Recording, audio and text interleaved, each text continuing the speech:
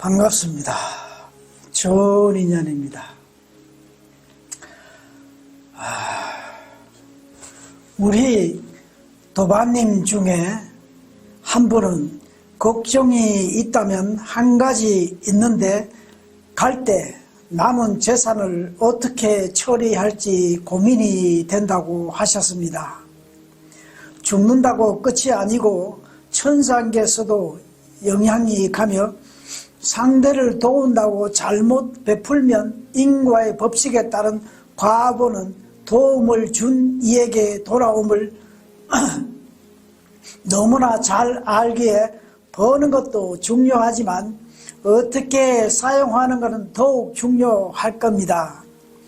때로는 선이라고 베푼 것이 상대의 자유 침해에 해당되기도 합니다.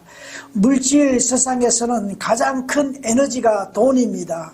그래서 대부분 수행자님들은 돈의 성격을 알기에 필요 이상은 소유하지 않는 분이 많습니다. 돈은 때로는 가장 위험한 무기가 될 수 있습니다.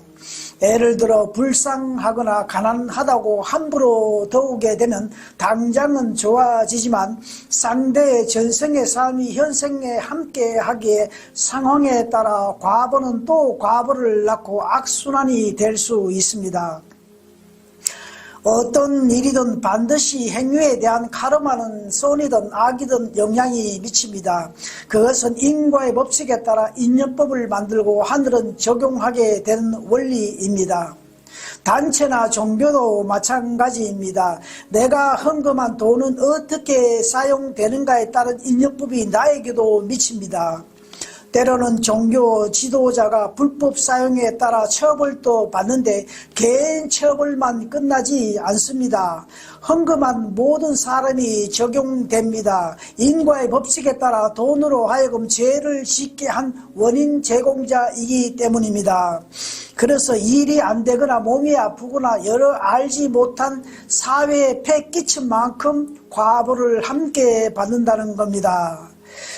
자식이 사회에서 나쁜 일로 인하여 감옥 가면 영향은 부모까지 미치는 원리와 같습니다. 헌금은 일종의 주식과 같은 개념입니다. 세상에 없는 것이 우연과 공짜는 없습니다. 그런 것들이 쌓이고 쌓이면 때가 되면 반드시 인연법에 따라 언젠가는 꼭 적용되는데 지금은 마지막 때라 다음 생에 가지 않고 바로 받는 경우가 많습니다. 2500년 전 공자님은 평생 수많은 나라 왕들과 접촉하여 자신의 이념을 전하였지만 한 나라 왕도 받아들이지 않았습니다. 그것은 아직 인연이 되지 않기 때문인데 오늘날 세계가 공자 사상을 배우고 있습니다. 이렇듯 인연법은 한 채 오차 없이 언젠가 반드시 적용된다는 겁니다. 한 번쯤 들어보셨을 이야기인데요. 조선시대 어느 대감이 유배에 갔는데 지인 선비가 도우려고 미리 연락하고 얼마간의 돈을 준비하여 길을 가다 거의 다 왔을 때 더운 여름날 강가에서 쉬고 있는데 어느 비쩍 마르고 다리를 절며 초라한 처자가 바구니에 떡을 팔려고 머리에 이고 가는 모습이 너무 불쌍해서 불러서 말을 합니다. 내가 지금 목마르고 배가 고프니 저 우물가에 가서 물을 길러 오면 바구니에 떡 모두 산다고 하니 거짓말 같아 쳐다보는데 선불로 얼마 지불하고 물을 길러 오면 마저 주겠다고 하니 손살같이 달려가 물을 길러 옵니다. 그리고 바구니 떡값보다 100배나 많은 돈을 몽땅 여인에게 줍니다. 여인은 깜짝 놀라 하는데 걱정 말고 나는 분명 그냥 주는 것이 아니라 약속대로 신부는값과 떡값을 주었으니 집에 가서 요긴하게 쓰라고 합니다. 공짜로 주고 싶지만 세상에는 공짜는 없고 혹 공짜로 주었을 때 인과의 법칙에 따라 서로 과보도 받게 되므로 그렇게 한 것입니다. 받은 떡은 물놀이 하던 아이들과 나눠 먹고 빈 털이로 대감에게 갑니다. 대감과 이런저런 이야기 후 자리에서 일어나 가려고 할 때 약속한 돈은 주고 가야지 합니다. 선비는 아참 오는 길에 도둑을 만나 그만 다 빼앗겨버렸고 겨우 목숨만 살아서 왔다고 하니 대감은 그래도 다치지 않았으니 다행이라며 앞으로 조심하라고 합니다.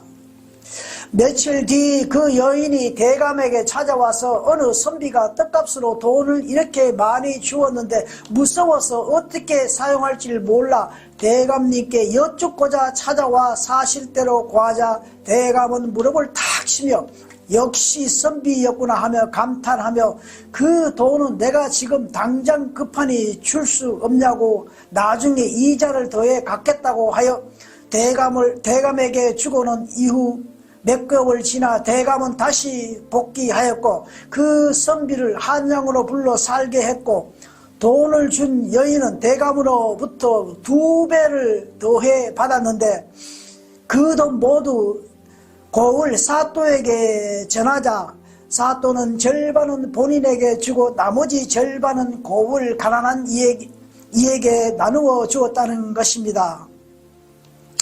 인과의 법칙이 적용되어 한 사람의 선행이 인연법에 따라 여러 사람 구하는 것입니다. 이렇듯 인과의 법칙은 내가 만들며 인연은 하늘이 점지합니다.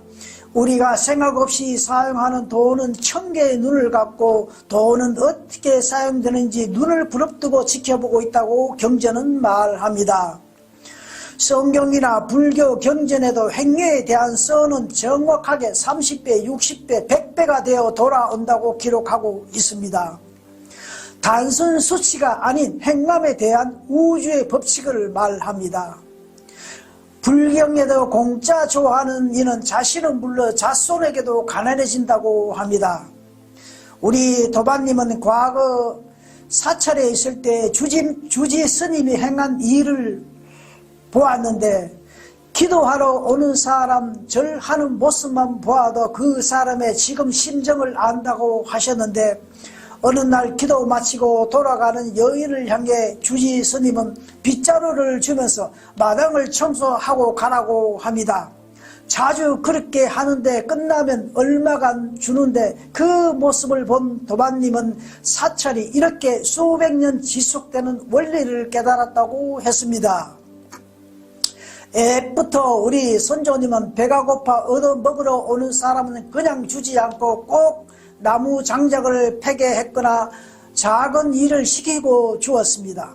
이는 서로의 윤택해지는 원리입니다. 또한 예를 들어 선한 일을 하고서 기분이 좋으면 본인이 원하는 대로 이루어졌으니 선에 대한 인연법도 적용 안 된다는 겁니다. 내가 진심으로 선한 일을 하고자 할 때는 꿈에서도 도와준다고 합니다.